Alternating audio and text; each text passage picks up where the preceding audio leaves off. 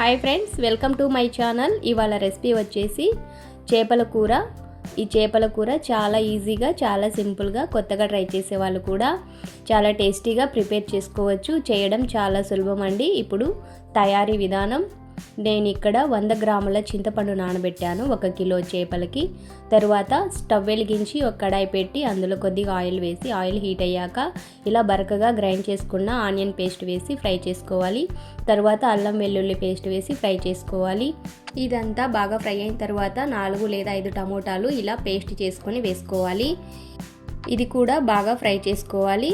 ఈ విధంగా ఫ్రై అయిన తర్వాత ఇప్పుడు ఇందులోకి రుచికి సరిపడా కారం వేసుకోవాలి.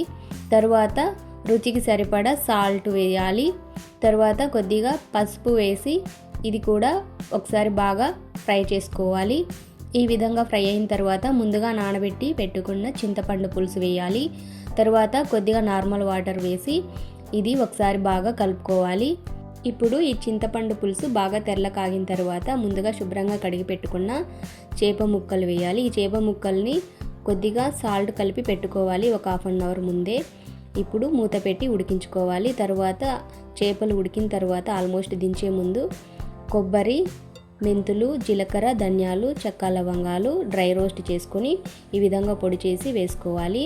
తర్వాత ఇదంతా ఒకసారి బాగా కలుపుకోవాలి. గరిటె పెట్టి కలపకుండా ఈ విధంగా కలుపుకోవాలి.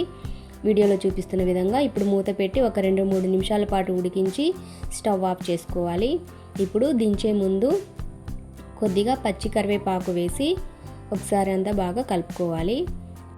ఇప్పుడు ఇందులోకి కొద్దిగా కొత్తిమీర కూడా సన్నగా తురిమి వేసుకోవాలి. నేను ఇక్కడ కొత్తిమీర వేయలేదు. మీరు కావాలంటే లాస్ట్లో దించే ముందు కొద్దిగా కొత్తిమీర వేసుకొని దించేసుకోవచ్చు. అంతే అండి చేపల కూర. మీరు కూడా తప్పకుండా ట్రై చేయండి. మీకు ఎలా వచ్చిందో నాకు కామెంట్ చేయండి. ఛానల్ని లైక్ చేయండి, షేర్ చేయండి అండ్ సబ్స్క్రైబ్ చేయండి. Thanks for watching.